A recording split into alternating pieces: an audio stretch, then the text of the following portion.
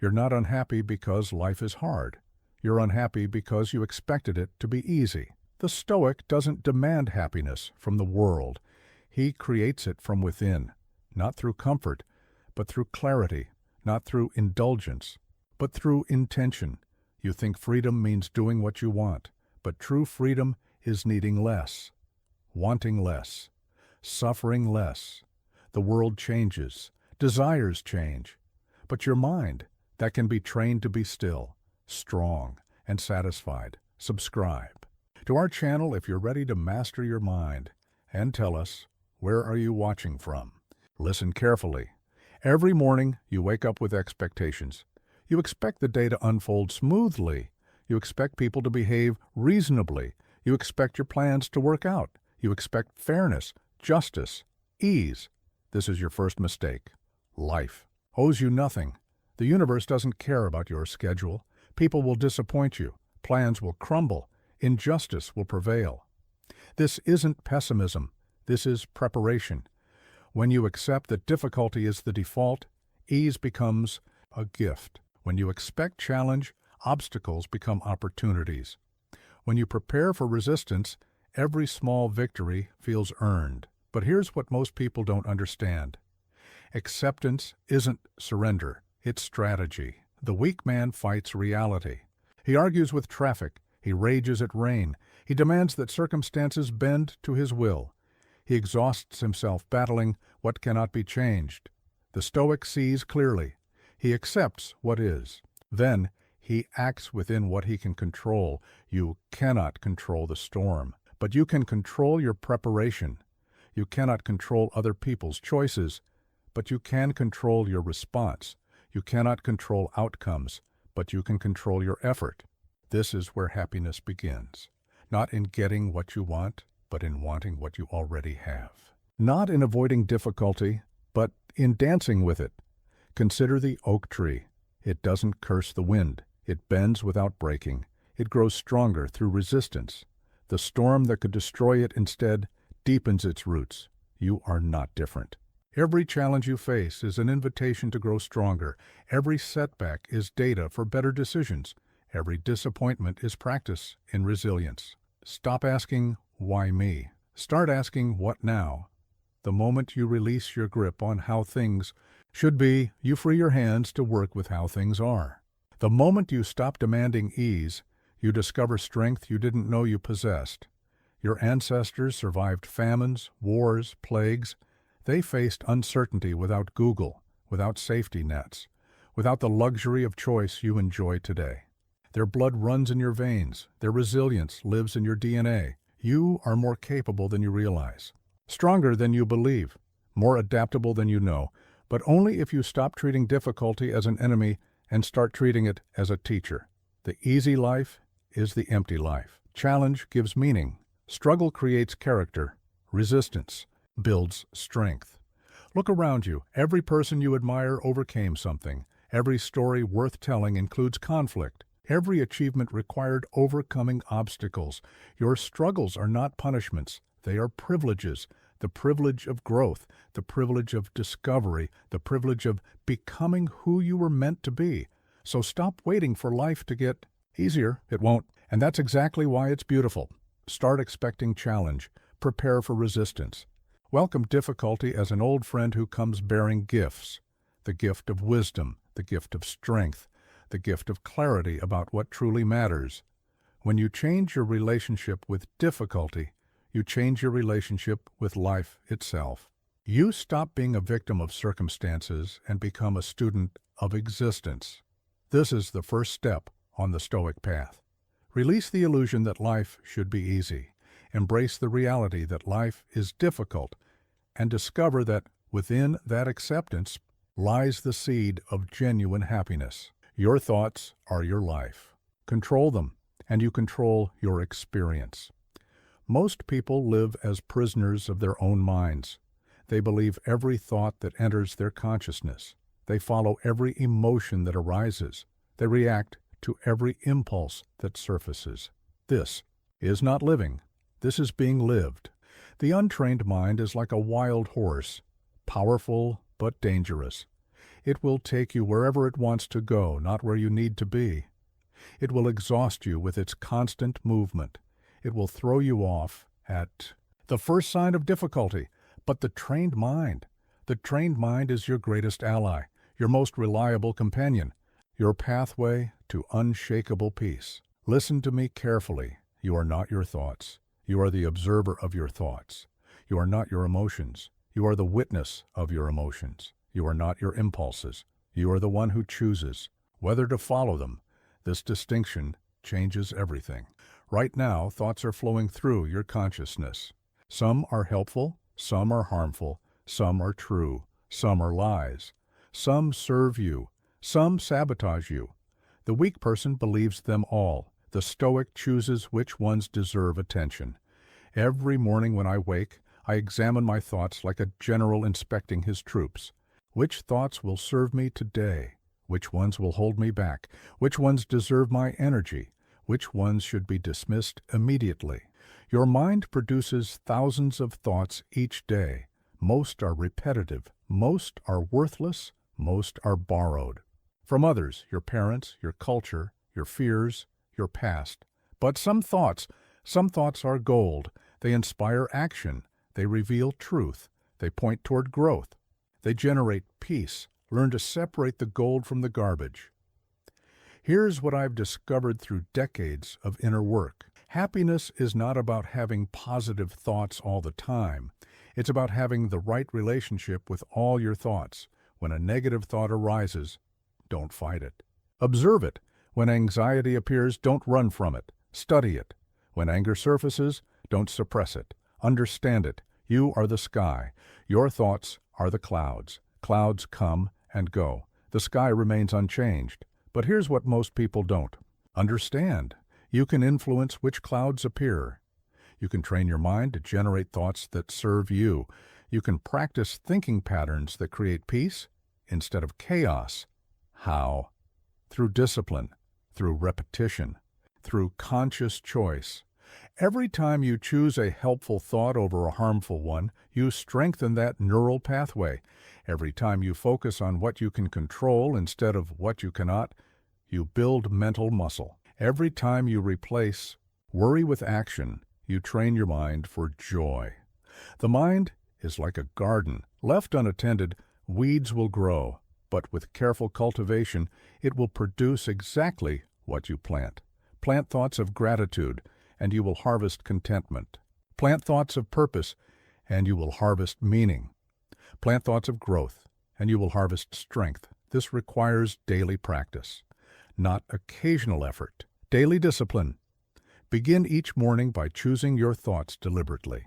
Before you check your phone, before you read the news, before you let the world dictate your mental state, ask yourself, how do I want to think today? What mindset will serve me? What thoughts will create the experience I desire? End each evening by reviewing your mental diet. What thoughts consumed you? Which ones helped? Which ones hurt? What will you think differently tomorrow? Your mind is the most powerful tool you possess, but like any tool, it requires training. It requires discipline. It requires respect. Train your mind with the same dedication an athlete trains their body. Practice mental discipline with the same commitment a musician practices their instrument. Because here's the truth, joy doesn't come from external circumstances.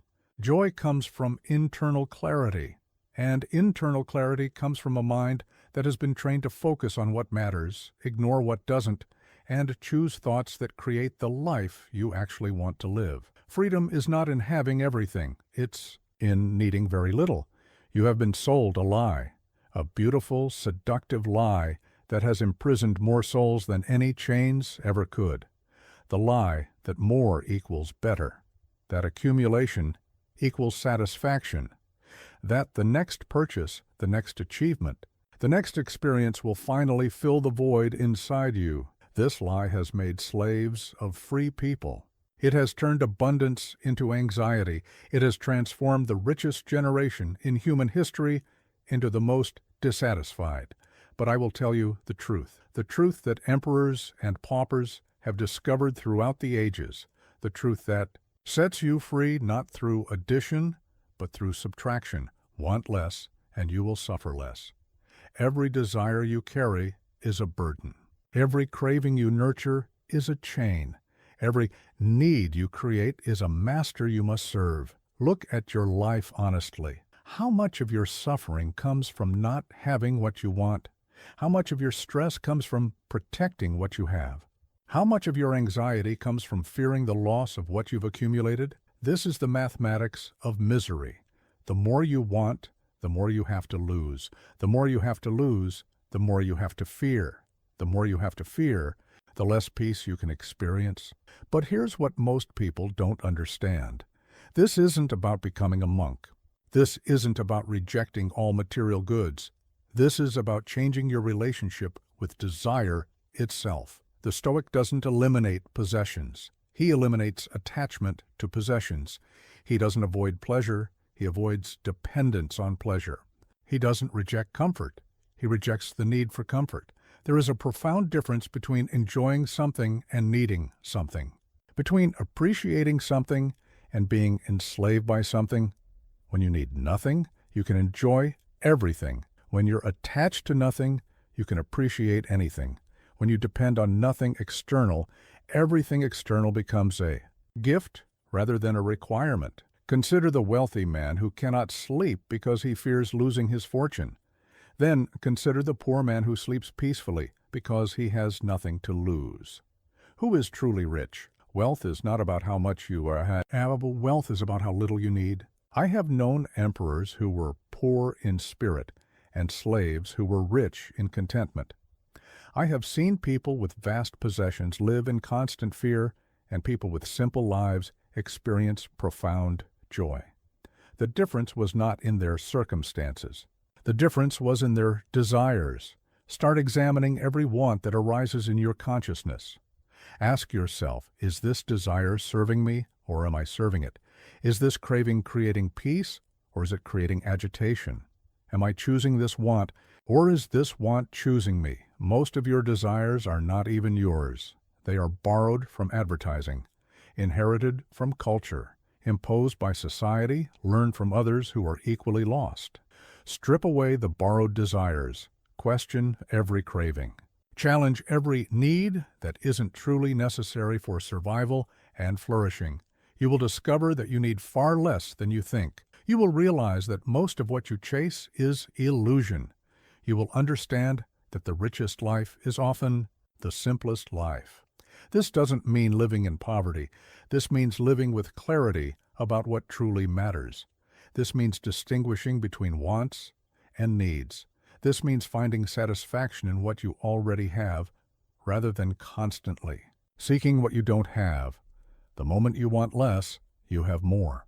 The moment you need less, you are richer.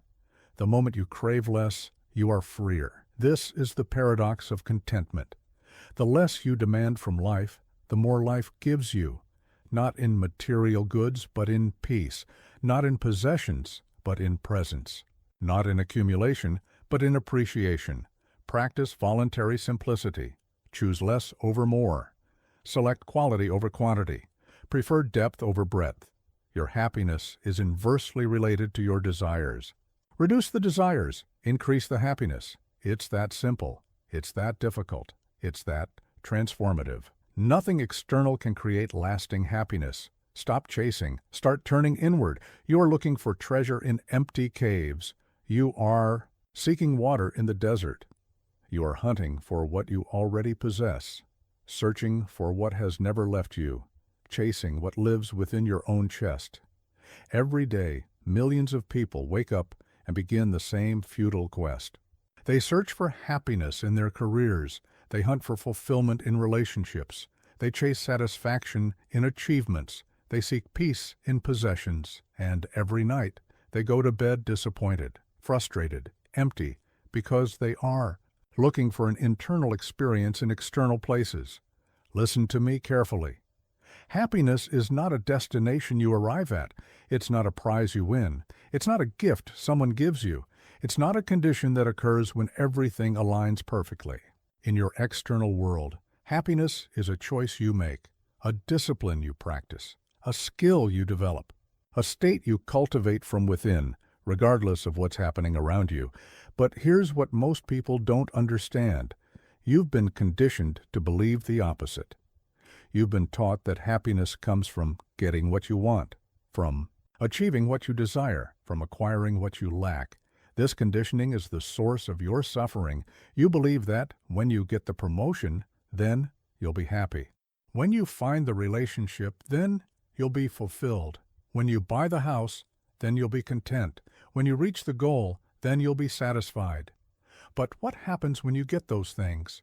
You experience a brief moment of pleasure, followed by the return of emptiness, because external achievements cannot fill internal voids. Material gains cannot heal spiritual wounds. Temporary pleasures cannot create lasting peace. The promotion brings new pressures. The relationship brings new challenges. The house brings new responsibilities. The achieved goal reveals 10 new goals you now must pursue. You're running on a treadmill that never stops, chasing mirages that disappear the moment you reach them, seeking completion in a world of incompleteness. Stop running. Turn around. Look. Within, everything you're seeking externally already exists internally. The peace you're chasing in achievements lives in acceptance. The love you're hunting in relationships lives in self-compassion. The excitement you're pursuing in experiences lives in presence. The security you're seeking in possessions lives in faith. I don't mean faith in gods or religions, though that may serve you. I mean faith in your own ability to handle whatever comes. Faith in your capacity to adapt, to grow, to find meaning in any circumstance. Faith in the strength that resides in your own character. This strength cannot be given to you. It cannot be bought. It cannot be earned through external validation. It can only be discovered through internal exploration. When you stop looking outside for validation, you discover self-worth. When you stop seeking external entertainment, you find internal peace. When you stop chasing external success, you realize internal fulfillment. The irony is profound. The more you chase happiness outside yourself, the more it eludes you. The more you seek fulfillment externally, the more empty you become internally. But the moment you turn inward, everything changes. The moment you realize that you are the source of your own experience, you become free. Free from dependence on circumstances. Free from the need for others' approval. Free from the endless cycle of seeking and not finding. Start each day by connecting with what's already within you. Before you check your phone, before you seek stimulation from the outside world, before you begin chasing external validation, sit quietly, breathe deeply, feel the life force that animates your body. Notice the awareness that observes your thoughts. Appreciate the consciousness that experiences your experiences. This is your foundation. This is your source. This is your home. Everything else is temporary decoration. Beautiful, perhaps, but not essential. Enjoyable, maybe, but not necessary. You are already whole. You are already complete. You are already enough. Stop looking outside for what can only be found inside. The treasure you seek is buried in your own backyard. Resisting life makes it heavier. Accept what is and move forward with clarity. You are carrying unnecessary weight. Every day you pick up the burden of resistance and wonder why life feels so heavy. You fight what has already happened. You argue with reality. You waste precious energy battling what cannot be changed. This is the path of exhaustion, the road to frustration, the guarantee of suffering. But there is another way, the way of the Stoic, the path of acceptance followed by action. The discipline of seeing clearly, accepting completely, then moving forward with purpose. Acceptance is not surrender. Acceptance is not giving up. Acceptance is not passive resignation to whatever happens. Acceptance is the recognition of what is. It's the clear-eyed acknowledgement of reality without the distortion of wishful thinking. It's the mature response of someone who understands that fighting what has already occurred is like arguing with the past. The past is fixed. The present is here. The future is unwritten. Your power lies not in changing what has happened, but in choosing what happens next. Not in controlling what was, but in influencing what will be. not in resisting reality, but in responding to it wisely. Here's what most people don't understand. Acceptance is not the end of action. Acceptance is the beginning of effective action. When you stop wasting energy, resisting what is, you free up that energy for changing what can be changed. When you stop fighting reality, you can start working with reality. When you accept the current situation completely, you can see the path forward clearly. Think of a skilled martial artist. When an opponent strikes, he doesn't resist the force. He accepts it, redirects it, and uses it to his advantage. He works with the energy that exists, rather than fighting against it. This is how you must approach life's challenges. Your business failed? Accept it completely. Feel the disappointment fully. Then ask, what can I learn? What will I do differently? How will I move forward? Your relationship ended. Accept it completely. Experience the grief fully. Then ask, what did this teach me? How have I grown? What kind of love do I want to create next? Your plans were disrupted? Accept it completely. Acknowledge the frustration fully. Then ask, what new opportunities does this create? What different path might serve me better? How can I adapt and thrive?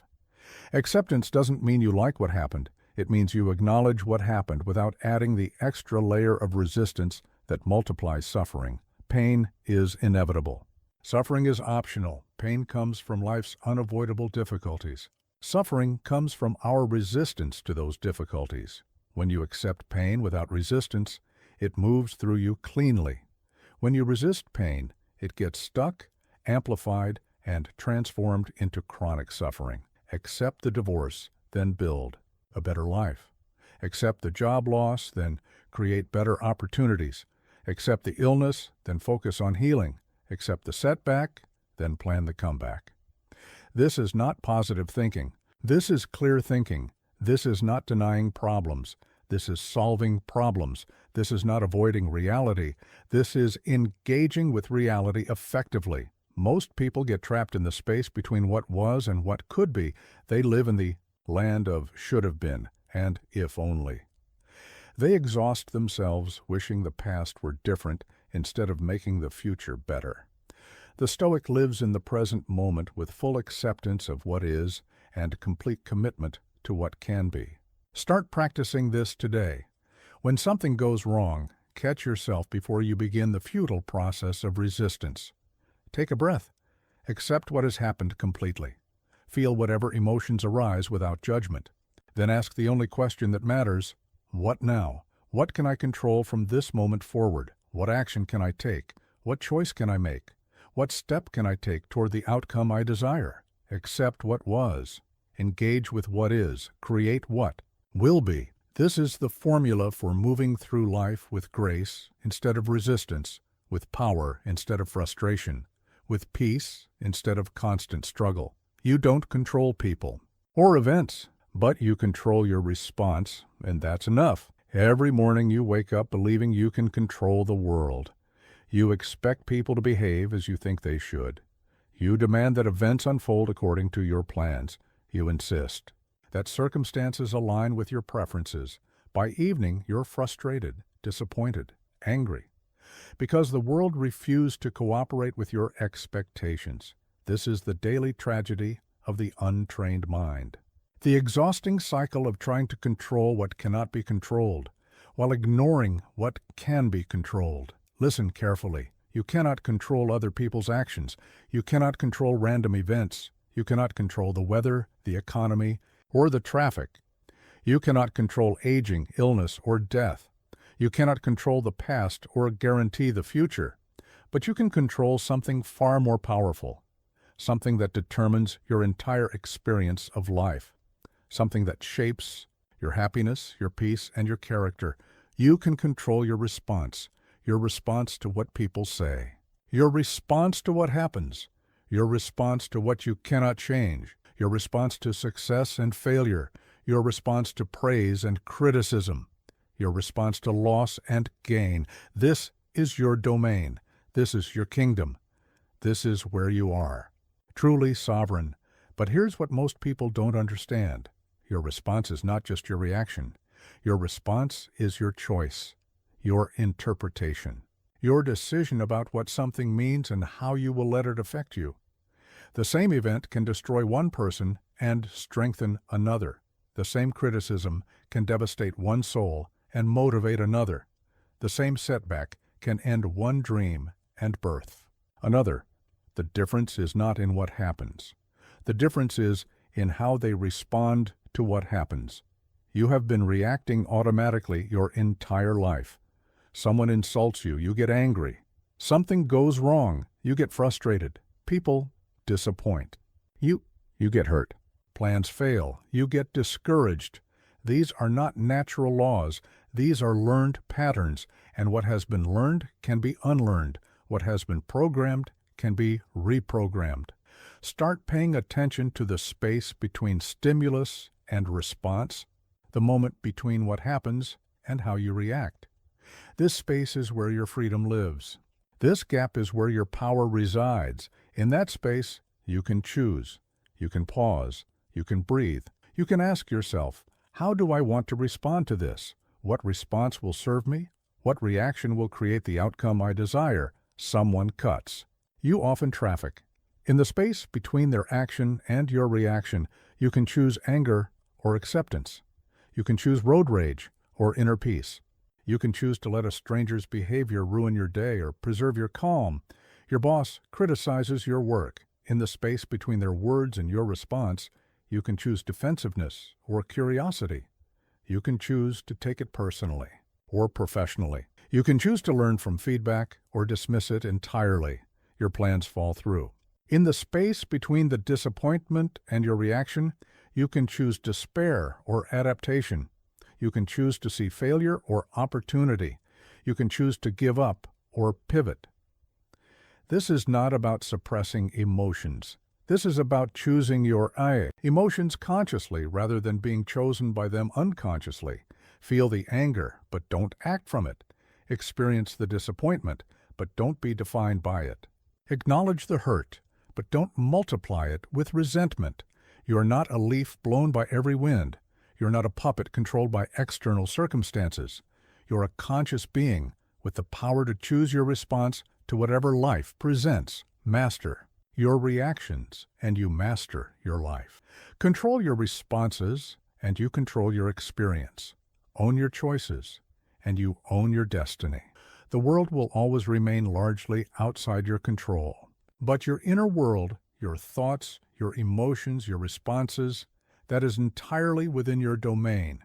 Rule that kingdom well, and no external storm can truly disturb your peace. Chasing feeling leads to emptiness, but living with purpose brings fulfillment. You have been seduced by pleasure, addicted to comfort, enslaved by the pursuit of feeling good. And this pursuit, which promises happiness, has delivered exactly the opposite. Every pleasure you chase fades. Every high you reach becomes your new baseline. Every comfort you achieve becomes your new requirement. Every indulgence you allow becomes your new necessity. This is the law of diminishing returns applied to happiness. The more you chase pleasure, the more pleasure you need to feel satisfied. The more you seek comfort, the more uncomfortable you become without it. The more you pursue feeling good, the worse you feel when those feelings inevitably fade. You are running on a hedonic treadmill, moving faster and faster, but never actually getting anywhere. Consuming more but enjoying less. Seeking more stimulation but finding less satisfaction. But I will show you another way. The way of purpose over pleasure. The path of meaning over momentary satisfaction. The discipline of building something lasting instead of chasing something fleeting. Purpose does not fade. Purpose does not diminish with repetition. Purpose does not lose its power over time. Purpose grows stronger through engagement. Purpose deepens through commitment. Purpose expands through service. When you live for pleasure, you live for yourself. When you live for purpose, you live for something greater than yourself. This shift changes everything. Pleasure is about taking. Purpose is about giving. Pleasure is about consumption. Purpose is about contribution. Pleasure is about what you can get. Purpose is about what you can offer. Here's what most people don't understand. Purpose is not something you find. Purpose is something you choose. It's not discovered in some mystical moment of clarity. It's decided through conscious commitment to values larger than your immediate desires. Your purpose doesn't have to be grand. It doesn't have to change the world. It doesn't have to impress anyone. It just has to matter to you more than your momentary feelings. Maybe your purpose is raising children with character. Maybe it's creating art that inspires. Maybe it's building a business that serves. Maybe it's mastering a craft that contributes. Maybe it's developing wisdom that you can share. The specific purpose matters less than the commitment to purpose itself. What matters is choosing to organize your life around something that transcends your immediate gratification. When you have purpose, setbacks become lessons, obstacles become opportunities, failures become feedback, pain becomes the price of progress, rather than something to avoid at all costs. When you chase pleasure, every discomfort feels like punishment. When you pursue purpose, every challenge feels like training. When you live for feeling good, every difficulty threatens your happiness. When you live for meaning, every difficulty deepens your strength. The person who lives for pleasure asks, "What can I get today?" The person who lives for purpose asks, "What can I give today? What can I build? What can I contribute? How can I grow?" This shift in questions creates a shift in experience. Instead of constantly seeking what's missing, you focus on what you can provide. Instead of always wanting more, you appreciate what you can offer. Instead of chasing external validation, you find internal satisfaction in worthy work. Start today. Identify what matters to you beyond your immediate comfort. What would you be willing to sacrifice pleasure for? What would you endure difficulty for? What calls to you strongly enough to organize your life around it? Then begin. Take one action toward that purpose.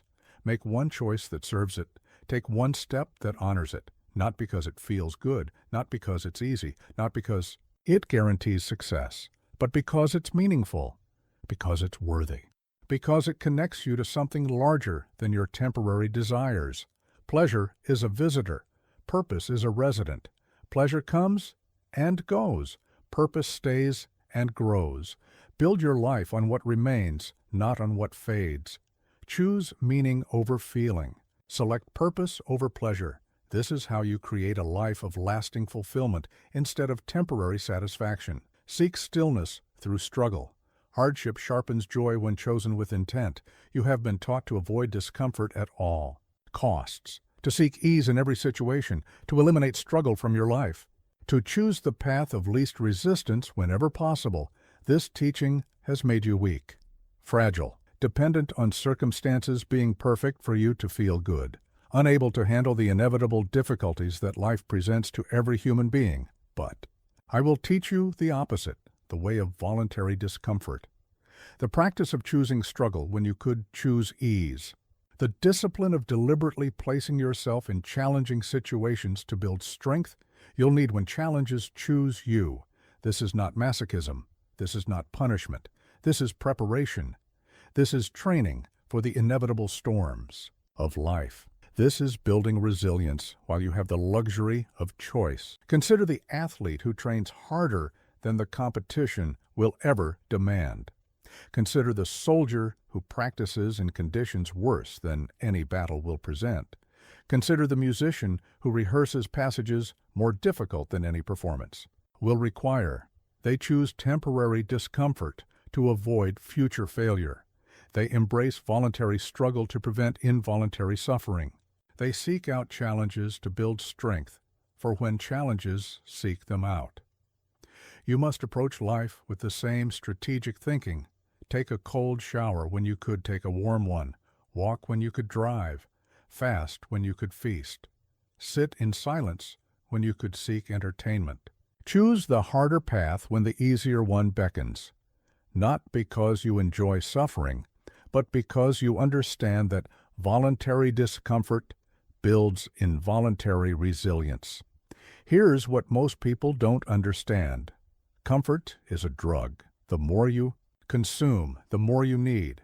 The more you avoid discomfort, the more uncomfortable you become when discomfort is unavoidable. You've created a life where the smallest inconvenience feels like a crisis, where minor discomfort feels unbearable, where any deviation from your preferred conditions feels like punishment. This is not strength. This is weakness masquerading as self-care. True self-care is preparing yourself for reality, and reality includes discomfort. Reality includes struggle. Reality includes situations that don't conform to your preferences. When you practice voluntary discomfort, you discover something profound. You are stronger than you think, more resilient than you believe, more capable than you know. The cold shower that felt unbearable for the first 10 seconds becomes refreshing. The hunger from fasting becomes clarity. The difficulty of the hard path becomes confidence. The silence becomes peace. You realize that most of your suffering comes not from discomfort itself, but from your resistance to discomfort. Not from the experience, but from your judgment about the experience. Voluntary discomfort teaches you to separate pain from suffering, to distinguish between sensation and story, to understand the difference between what happens to you and what you tell yourself about what happens to you. Start small. Choose one minor discomfort each day. Sleep on the floor instead of your soft bed. Eat simple food instead of indulgent meals. Walk in the rain instead of waiting for sunshine. Carry your groceries instead of using a cart. Pay attention to your mind's resistance. Notice how it protests. Observe how it creates drama around minor inconvenience. Watch how it tries to convince you that comfort is necessary for happiness. Then, experience the opposite. Feel the strength that builds through voluntary challenge. Notice the confidence that grows through chosen difficulty.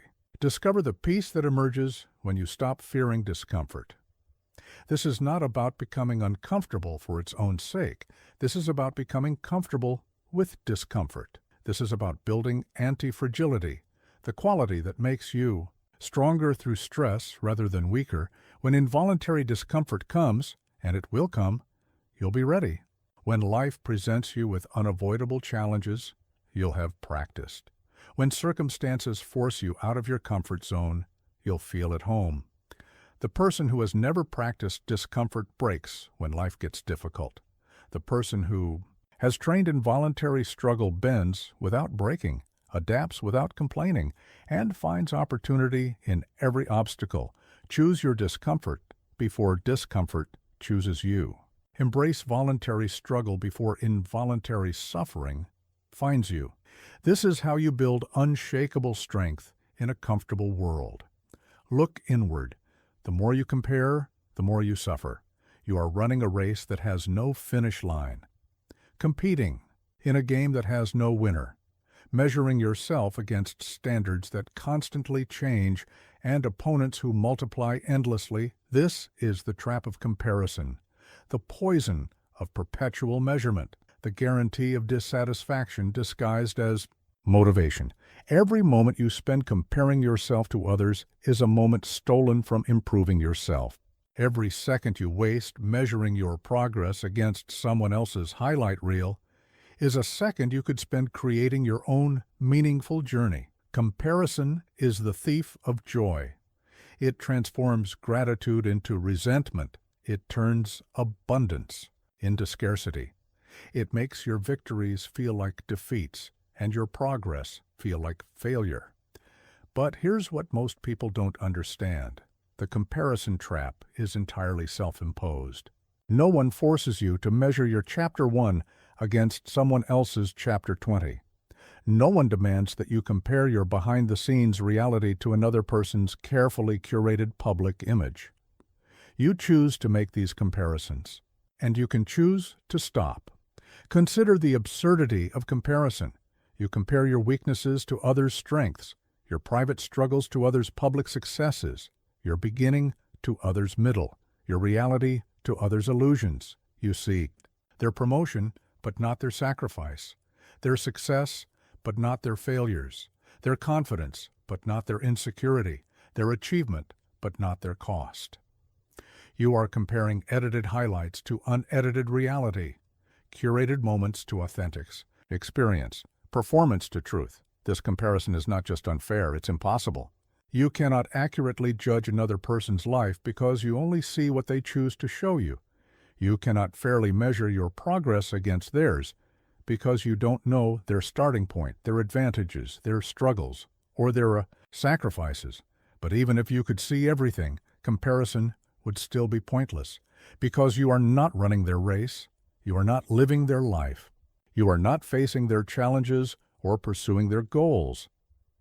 You have your own path, your own timeline, your own definition of success, your own mountains to climb, and your own victories to celebrate. The moment you stop comparing is the moment you start appreciating. The second you quit measuring yourself against others is the second you begin measuring yourself against your own potential. Instead of asking, "Am I doing better than them?" ask, "Am I doing better than yesterday?" Instead of wondering, "Do I have more than others?" wonder, "Am I grateful for what I have?" Instead of comparing your progress to theirs, compare your present to your past. This shift changes everything. It transforms competition into collaboration. It turns envy into inspiration. It makes other people's success a proof of possibility, rather than a source of inadequacy. When you see someone achieving what you want to achieve, instead of feeling diminished, feel encouraged. Their success proves it's possible. Their achievement shows the path exists. Their victory demonstrates that with effort, strategy, and persistence, you too can reach your goals. But their timeline is not your timeline. Their method is not your method. Their definition of success is not your definition of success. Focus on your own scorecard. Measure your progress against your own standards. Celebrate your victories, regardless of how they compare to anyone else's accomplishments. You are not in competition with anyone except the person you were yesterday. Your only job is to become a better version of yourself. Your only goal should be to maximize your own potential. Stop looking sideways at what others are doing. Start looking inward at what you're becoming. Stop measuring your worth by external comparisons. Start evaluating your growth by internal improvements. The person who compares constantly is never satisfied. The person who focuses inwardly finds contentment in progress. Your journey is unique. Your challenges are specific to you.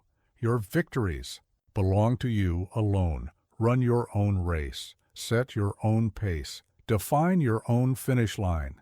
This is the path to peace in a world obsessed with competition. Happiness grows where attention goes. Focus on what remains, not what's missing. You have trained your mind to be a detective of deficiency, a specialist in scarcity, an expert at finding what's wrong, what's missing, what's not quite right about your life. This training has made you blind to abundance, numb to blessing, immune to the very things that could fill you with wonder if you only learned to see them clearly. But gratitude is not about pretending everything is perfect. Gratitude is about recognizing what is good while acknowledging what is difficult. It's about appreciating what you have while working toward what you want. Gratitude is a discipline, a practice, a conscious choice to direct your attention toward what enriches your life rather than what's absent from it. Your mind has been conditioned to notice problems. This served your ancestors well when survival required constant vigilance against threats. But in modern life, this same tendency creates unnecessary suffering. You notice the one criticism among 10 compliments. You focus on the single flaw in an otherwise beautiful day. You obsess over what went wrong while ignoring everything that went right. This is not serving you. This is stealing your peace.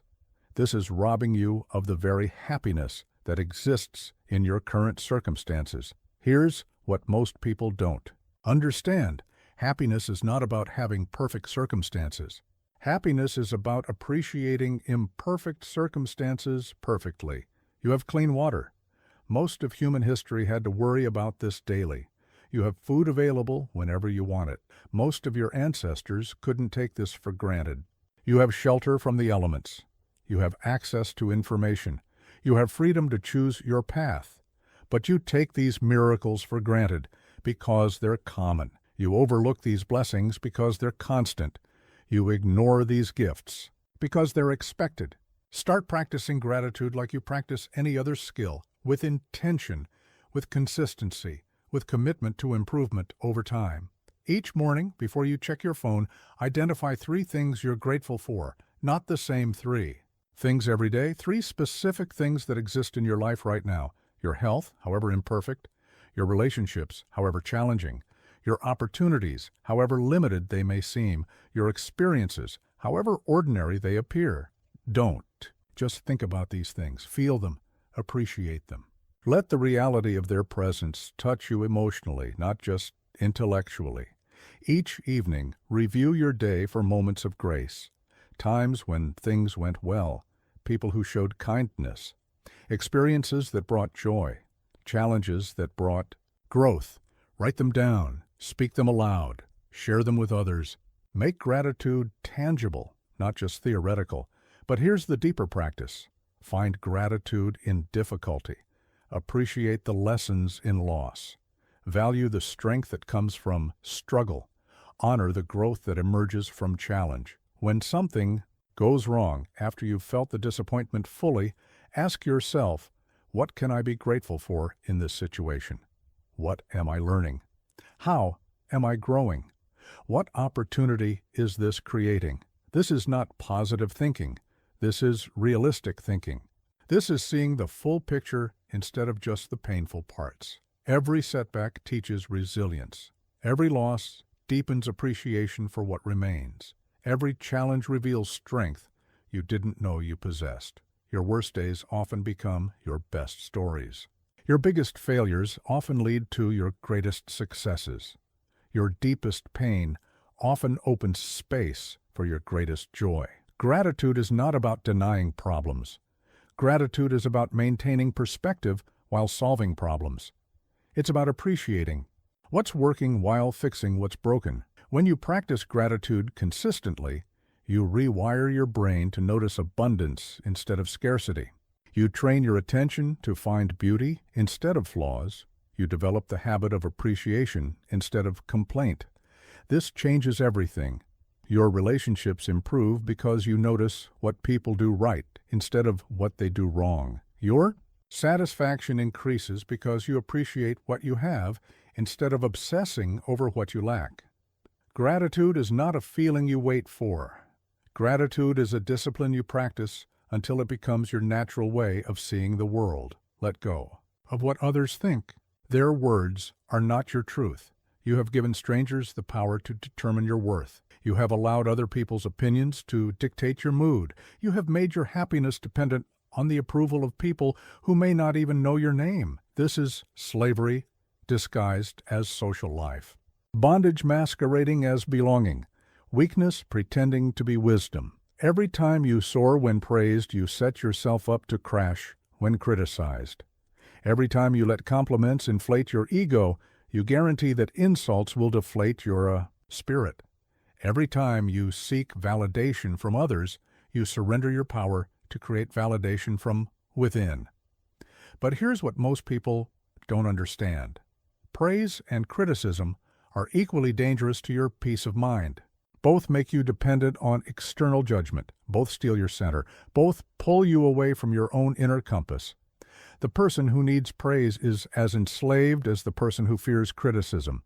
The one who craves approval is as weak as the one who avoids disapproval. The individual who lives for compliments is as fragile as the individual who hides from insults. True strength lies in detachment from both. True freedom comes from independence from all external judgment. True peace emerges when you stop caring what other people think about your choices, your progress, or your path. Listen carefully.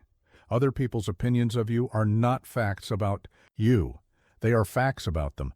Their judgments reveal their values, their experiences, their fears, their hopes, not your worth. When someone praises you, they're telling you what they value. When someone criticizes you, they're sharing what they fear. When someone approves of your choices, they're revealing their own preferences. When someone disapproves of your decisions, they're expressing their own limitations. None of this is actually about you. All of it is about them. You are not responsible for managing other people's emotions by being what they want you to be. You are not obligated to live up to their expectations. You are not required to conform to their definition of success, happiness, or worthiness. Your only obligation is to live according to your own values. Your only responsibility is to honor your own principles. Your only requirement is to respect your own conscience. This doesn't mean you ignore all feedback. This doesn't mean you dismiss every perspective. This doesn't mean you refuse to learn from others. This means you evaluate feedback objectively rather than emotionally. You consider criticism for its practical value rather than its emotional impact. You appreciate praise without becoming addicted to it. When someone offers criticism, ask yourself, is this information useful? Does this feedback help me improve? Can I learn something valuable from this perspective? If yes, extract the lesson and discard the emotional charge. If no, acknowledge their right to their opinion and move forward without taking it personally. When someone offers praise, ask yourself, is this recognition aligned with my own assessment? Does this acknowledgement reflect genuine achievement? Am I becoming dependent on this validation? Accept appreciation gracefully, but don't need it desperately. Enjoy recognition humbly, but don't require it constantly. Your worth is not determined by popular vote. Your value is not established by consensus. Your importance is not measured by approval ratings. You were born worthy. You remain worthy regardless of what anyone thinks. You will die worthy no matter what anyone says. Start making decisions based on your values, not their validation. Choose actions based on your principles, not their preferences. Measure success by your own standards, not their approval. The moment you stop needing their praise is the moment you stop fearing their criticism. The second you quit seeking their validation is the second you find your own power. Live your life for an audience of one, yourself. Make choices that you can respect. Take actions that you can defend. Build a life that you can be proud of. Other people's opinions are like weather, constantly changing, largely unpredictable, and completely outside your control. Don't build your house on such shifting ground. Build your foundation on solid rock, your own character, your own values, your own conscience. This is how you find unshakable peace in a world of endless judgment. Clarity of values brings calm. You do what's right, not what feels good. Your emotions are not your compass. Your feelings are not your guide. Your impulses are not your instructions for living. You have been taught the opposite. You've been told to follow your heart, trust your feelings, and do what makes you happy in the moment. This advice has led you into more confusion, regret, and chaos than any external enemy ever could. Emotions are weather patterns of the mind. They come and go. They shift with circumstances. They respond to hormones, hunger, fatigue, and 1,000 variables you cannot control. Building your life on emotions is like building your house on sand. It feels stable until the storm comes. It seems solid until the foundation shifts. It appears permanent until everything crumbles. But principles are different. Principles are bedrock. They remain constant when everything else changes. They provide direction when emotions provide only confusion. They offer stability when feelings offer only fluctuation. A principle is a fundamental truth that guides behavior, regardless of circumstances. It's a value that transcends mood. It's a commitment that exists independent of how you feel in any given moment. Honesty is a principle. You tell the truth not because it feels good, but because truth-telling is a foundational value. Courage is a principle. You face difficulty not because it's comfortable, but because courage is who you choose to be. Discipline is a principle. You do the hard work not because you're motivated, but because discipline defines your character. Here's what most people don't understand. Emotions are temporary visitors. Principles are permanent residents. Emotions come to inform you. Principles come to guide you. Feel the emotion, acknowledge it, learn from it. Then choose your action based on principle, not feeling. You feel angry at someone who wronged you. The emotion informs you that a boundary was crossed, but your principle of forgiveness guides you to respond with grace rather than vengeance. You feel unmotivated to work on your goals. The emotion informs you that you're tired or discouraged, but your principle of persistence guides you to take action despite the lack of motivation. You feel tempted to take the easy path. The emotion informs you that you prefer comfort, but your principle of growth guides you to choose challenge over ease. This is not about suppressing emotions. This is about not being enslaved by emotions. This is about feeling fully while choosing wisely. When you live by principle, your decisions become predictable to yourself. You know what you'll choose because you know what you value. You can count on yourself because your behavior is guided by unchanging truths rather than changing moods. This creates profound inner peace. No more internal conflict between what you want to do and what you know you should do. No more regret about choices made in emotional moments. No more confusion about the right path forward. Your principles become your North Star. They guide you when the emotional storms rage. They provide direction when feelings provide only chaos. They offer clarity when everything else seems uncertain. But you must choose your principles consciously. You must define your values deliberately. You must commit to your standards willfully. What do you stand for? What are you willing to sacrifice for? What values will you uphold regardless of cost? What principles will guide you when emotions would lead you astray? Write them down. Make them clear. Review them regularly. Let them shape your choices. When someone treats you poorly, let your principle of dignity determine your response. When you're tempted to quit, let your principle of persistence guide your action. When you're afraid to try, let your principle of courage overcome your fear. Emotions will tell you what you feel. Principles will tell you what to do. Emotions reveal your humanity. Principles reveal your character. Live by principle, and you become unshakable. Your foundation becomes solid. Your direction becomes clear. Your peace becomes permanent. This is how you build a life that can weather any storm, not by avoiding difficulty, but by remaining true to who you choose to be, regardless of what you happen to feel. Be alone, not lonely. Learn to enjoy your own company. You are afraid of silence, terrified of stillness, panicked by the prospect of being alone with your own thoughts. You fill every moment with noise, distraction, and other people's voices because you cannot bear to hear your own. This fear has made you weak, dependent on external stimulation for internal peace, reliant on other people's energy to feel alive, unable to find satisfaction in your own presence. But solitude is not punishment. Solitude is preparation.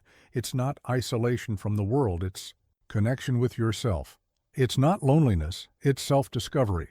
It's not emptiness. It's space for growth. In solitude, you meet yourself without masks. You encounter your thoughts without filters. You experience your emotions without performance. You discover who you are when no one is watching, when no one is judging, when no one is expecting anything from you. This is where strength is born, in the quiet moments when you face yourself honestly, in the still spaces where you confront your fears directly, in the silence where you hear your own wisdom clearly. Most people run from solitude because they don't like what they find there. They encounter their insecurities, their doubts, their unprocessed emotions, their uncomfortable truths. So they flee back to noise, back to distraction, back to the company of others who help them avoid themselves. But this avoidance is costing them everything: their self-knowledge, their inner peace, their authentic power, their capacity for deep thinking, and clear decision-making. You cannot know yourself if you never spend time with yourself. You cannot trust yourself if you always need others to validate your thoughts. You cannot develop inner strength if you constantly seek external support. Solitude is where you develop your relationship with yourself, where you learn to enjoy your own thoughts, where you discover that you are interesting company, where you realize that you are enough, not because someone told you so, but because you experience it directly. Here's what most people don't understand. Loneliness and solitude are completely different experiences. Loneliness is the feeling of being disconnected from others when you need connection. Solitude is the choice to be alone when you want to be alone. Loneliness is painful because it's involuntary. Solitude is peaceful because it's intentional. Loneliness feels like abandonment. Solitude feels like freedom. When you're comfortable with solitude, you're never truly alone. You have yourself, your thoughts, your values, your imagination, your capacity for reflection and growth. You carry within you everything you need for good company. This transforms your relationships with others. When you enjoy your own company, you stop needing other people to entertain you. You stop requiring their constant attention. You stop clinging to them out of fear of being alone. Instead, you choose to be with others because you want to, not because you need to. Your relationships become about sharing joy rather than avoiding pain, about mutual growth rather than mutual dependence. Start practicing solitude deliberately. Spend time alone without distractions. No phone, no music, no books, no entertainment. Just you and your thoughts. At first, this will feel uncomfortable. Your mind will race. You'll want to reach for stimulation. You'll feel restless, anxious, bored. This is normal. This is the withdrawal symptoms from your addiction to distraction. Push through it. Stay with yourself.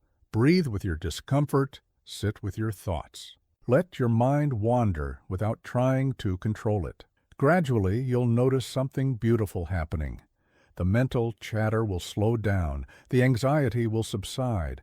The boredom will transform into peace. You'll start enjoying the quiet. You'll appreciate the stillness. You'll value the space to think clearly, to feel deeply, to simply be without having to do anything or be anything for anyone else. This is where wisdom lives, in the quiet spaces between thoughts, in the still moments between activities, in the peaceful silence between words. Solitude is not about becoming antisocial. It's about becoming self-sufficient. It's about developing the inner resources that make you a better friend, partner, and human being. Learn to be alone. Enjoy your own company. Find strength in solitude. This is how you become unshakable in a world that constantly tries to shake you. Strip your life down to what matters. Complexity breeds suffering. Simplicity reveals peace. Your life has become a museum of excess, cluttered with possessions you don't need, packed with commitments you don't value, filled with complications you didn't choose, overwhelmed by options you don't want. This complexity is not sophistication. It's confusion. It's not abundance. It's overwhelm. It's not success. It's stress disguised as achievement. Every unnecessary thing in your life requires energy to maintain. Every extra commitment demands time to fulfill. Every additional option creates decisions to make. Every surplus possession needs space to store. You have accumulated your way into exhaustion. You have complicated your way into chaos. You have added so much to your life that you can no longer find your life underneath all the additions. But simplicity is not poverty. Simplicity is clarity. It's not about having less. It's about having what matters. It's not about deprivation. It's about focus. It's not about limitation. It's about liberation. When you strip away the unnecessary, you reveal the essential. When you eliminate the excess, you discover what truly serves you. When you remove the complications, you create space for what brings meaning. Simplicity is the ultimate sophistication. It requires more wisdom to know what to exclude than what to include, more strength to say no than to say yes, more courage to live differently than to live like everyone else. Look at your possessions. How many do you actually use? How many bring you joy? How many serve a real purpose in your daily life? How many would you miss if they disappeared tomorrow? Most. of what you own owns you. Most of what you keep keeps you trapped.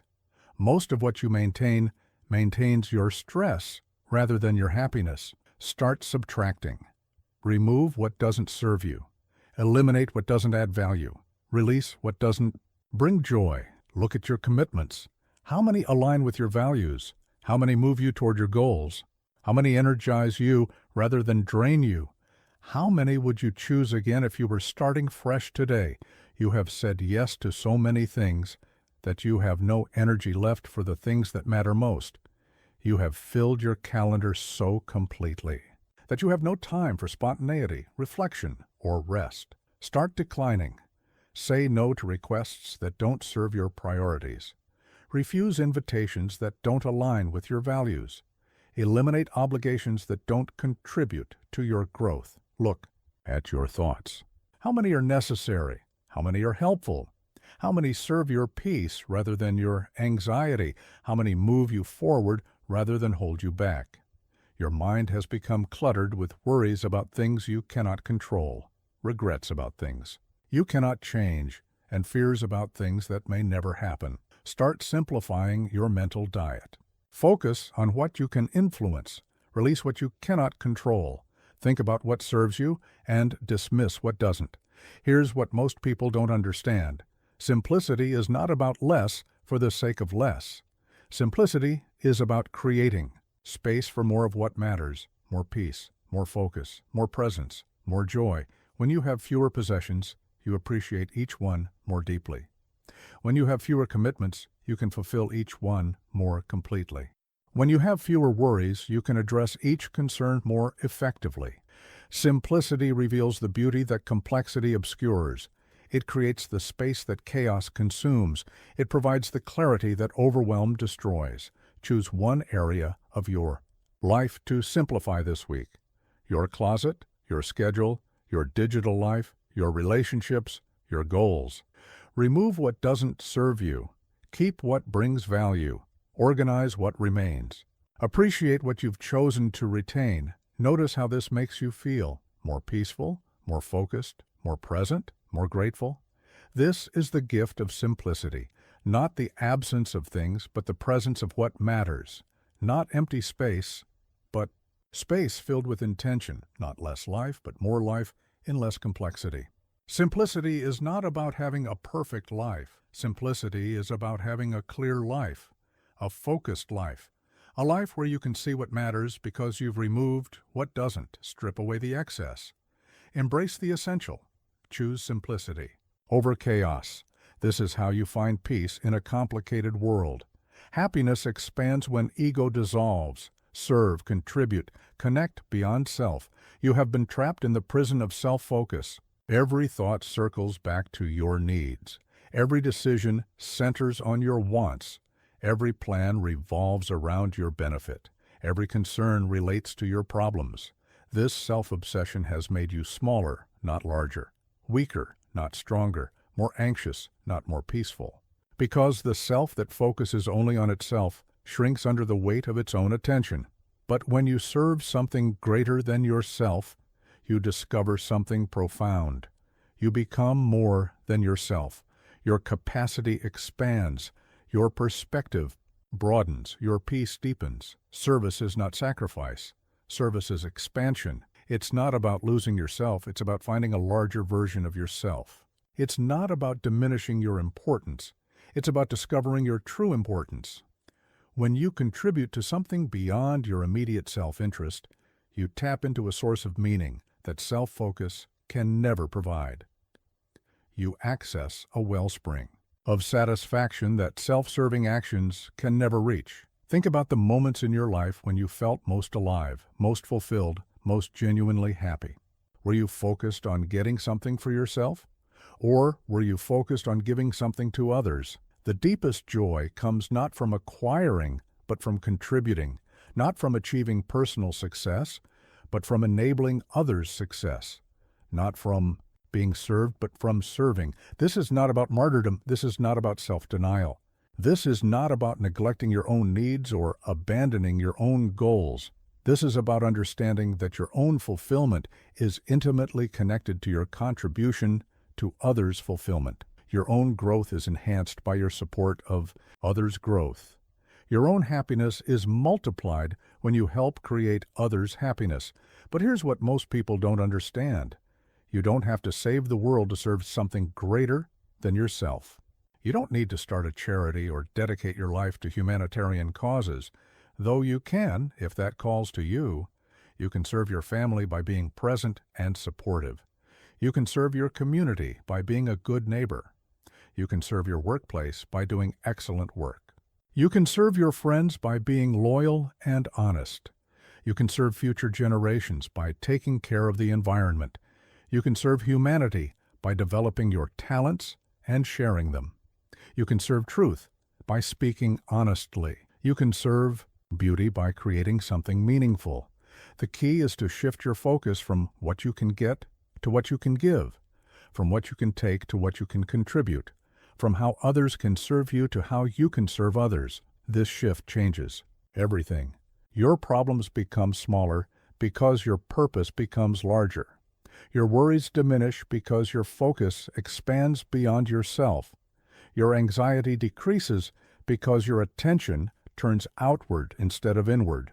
When you're primarily focused on yourself, every setback feels catastrophic because it threatens the only thing you care about, your own welfare. When you're focused on serving something larger, setbacks become temporary obstacles to overcome, not permanent defeats to endure. Start small. Look around you today. Who needs help that you could provide? What problem exists that you could help solve? What contribution could you make that would benefit someone other than yourself? Help a colleague succeed. Support a friend through difficulty. Teach someone a skill you possess. Share knowledge that could benefit others. Create something that adds beauty to the world. Notice how this makes you feel. Not just the satisfaction of helping, but the expansion of your own sense of purpose and meaning. When you serve something greater than yourself, you don't become less important. You become part of something important. You don't lose your identity. You discover a larger identity. You don't sacrifice your happiness. You find a deeper source of happiness. The ego that focuses only on itself eventually suffocates from lack of fresh perspective. But the self that serves something larger breathes the fresh air of purpose, meaning, and connection. Your life becomes richer when you make others' lives richer.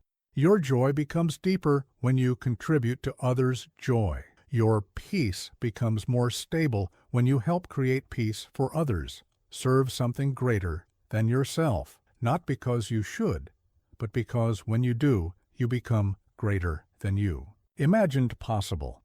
Let storms rage. Let plans change. The only real fortress is within. You have been fighting the wrong war, battling external circumstances while leaving your inner world undefended, trying to control the weather while your house has no roof, attempting to manage the ocean while you cannot swim. This misdirected effort has exhausted you. You spend your days wrestling with things that will never submit to your will. You waste your energy demanding cooperation from forces that operate by their own laws.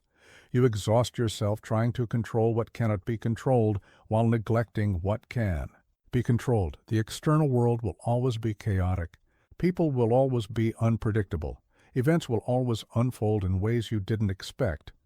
Circumstances will always change without your permission. This is not a design flaw in the universe. This is not a temporary problem to be solved. This is the permanent nature of existence outside your skin, but inside your skin, inside your mind, your heart, your character. This is your domain. This is your kingdom. This is where you have absolute sovereignty if you choose to claim it. Your thoughts are yours to direct. Your emotions are yours to experience without being overwhelmed by them. Your reactions are yours to choose. Your values are yours to uphold. Your character is yours to shape. This internal realm is vast and rich and endlessly interesting. It contains more territory than you could explore in a lifetime, more resources than you could ever exhaust, more power than you could ever fully harness. Yet you ignore this kingdom while trying to conquer lands that will never belong to you. Here's what most people don't understand. When you control your inner world completely, the outer world's chaos becomes irrelevant to your peace. When you master your internal responses, external circumstances lose their power to disturb you. The storm can rage, but you remain calm. Plans can crumble, but you remain centered. People can disappoint you, but you remain steady. Events can surprise you, but you remain prepared. Not because you're indifferent to what happens around you, but because your peace no longer depends on what happens around you. You care about outcomes without being controlled by outcomes. You prefer certain circumstances without requiring certain circumstances. You work toward your goals without being destroyed if those goals prove impossible. This is true freedom, not the ability to control everything, but the ability to be uncontrolled by everything. Not the power to make the world conform to your will, but the strength to remain yourself, regardless of what the world does. Start by accepting that the outer world will always be unpredictable. People will act according to their own interests, not yours. Events will unfold according to forces you don't understand and cannot influence. Circumstances will change in ways that serve purposes you may never comprehend. Stop trying to control these things. Stop demanding that they behave differently. Stop exhausting yourself in futile attempts to manage the unmanageable. Instead, turn your attention inward. Focus on what you can actually control: your thoughts, your reactions, your choices, your character, your values, your responses. When someone treats you poorly, instead of trying to change their behavior, change your response. When circumstances don't unfold as planned, instead of fighting the new reality, adapt to it. When events surprise you, instead of being thrown off balance, find your center again. Practice this daily. When external chaos arises, immediately turn your attention to your internal response. How are you thinking about this situation? What emotions are you experiencing? What choices are available to you? How can you respond in a way that honors your values? Build your inner fortress stronger than any external storm. Develop internal peace deeper than any external turbulence. Create internal stability more solid than any external foundation. The person who controls their inner world completely cannot be truly disturbed by anything in the outer world.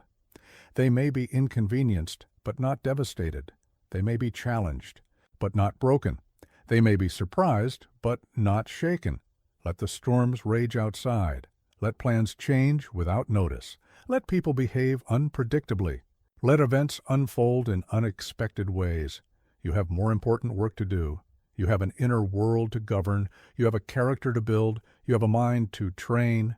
You have a heart to steady. This is your real responsibility. This is your true power. This is your lasting legacy. Control the inner world. Let the outer world be what it is. This is the path to unshakable peace. You don't wait for happiness. You practice it every day through clarity, calm, and choice. You have been waiting for happiness to arrive, expecting it to visit you when conditions become perfect, hoping it will find you when you achieve your goals, believing it will appear when your problems disappear. This waiting has stolen years from your life. This expectation has robbed you of joy that existed in imperfect moments. This hope has blinded you to the happiness available right now in the circumstances you currently face. Happiness is not a feeling that comes and goes based on external events. Happiness is not a mood that depends on getting what you want. Happiness is not an emotion that requires perfect conditions to exist. Happiness is a discipline, a practice, a choice you make moment by moment, day by day, regardless of what's happening around you. It's the discipline of focusing on what you have instead of what you lack. The practice of appreciating what's working instead of obsessing over what's broken. The choice to see opportunity in obstacles and growth in setbacks. Happiness is the discipline of gratitude when gratitude doesn't come naturally. The practice of acceptance when acceptance requires effort, the choice of peace, when peace must be consciously created. You have confused happiness with pleasure. You have mistaken contentment for comfort. You have thought joy meant the absence of difficulty rather than the presence of meaning despite difficulty. This confusion has led you to chase temporary highs that always fade, temporary satisfactions that always disappoint, temporary escapes that always end with a return to reality. But true happiness, genuine contentment, doesn't depend on getting what you want. It depends on wanting what you have. It doesn't require perfect circumstances. It requires perfect acceptance of imperfect circumstances. Here's what most people don't understand. Happiness is available in every moment, but only to those who practice the disciplines that create it. Only to those who choose the thoughts that generate it. Only to those who develop the habits that sustain it. The discipline of morning reflection. Taking time each day to connect with your values, appreciate your blessings, and set your intention for how you want to show up in the world. The discipline of present moment awareness. Bringing your attention back to what's happening now, instead of letting it drift to worries about the future or regrets about the past. The discipline of perspective. Asking yourself in difficult moments, will this matter in 10 years? What can I learn from this? How can this experience serve my growth? The discipline of service. Looking for ways to contribute to others' well-being, knowing that your own fulfillment grows when you help others find fulfillment. The discipline of acceptance. Embracing what you cannot change while focusing your energy on what you can influence. The discipline of simplicity. Choosing what matters over what's easy, what's meaningful, over what's convenient, what's aligned with your values, over what's socially expected. These are not one-time choices. These are daily practices, moment-by-moment decisions, lifetime commitments to ways of thinking and being that create lasting contentment. Start today. Not tomorrow when conditions improve, not next week when your schedule clears, not next year. When your goals are achieved, today, right now. In whatever circumstances you currently face, practice gratitude for what exists instead of complaint about what's missing. Practice acceptance of what is instead of resistance to what you cannot change. Practice presence in this moment instead of escape to imaginary futures. Practice these disciplines when you feel like it, and especially when you don't feel like it. When life is easy and when life is hard. When things go according to plan and when everything falls apart. This is how happiness becomes not something you chase, but something you are. Not something you achieve, but something you practice. Not something you wait for, but something you create. The Stoic path to genuine happiness is not about feeling good all the time. It's about choosing well all the time. It's about building a life of character, meaning, and inner peace that can weather any storm. You already have what it takes. Now go prove it. If this message spoke to you, subscribe for more powerful mindset content. Let us know in the comments what part hit you the hardest.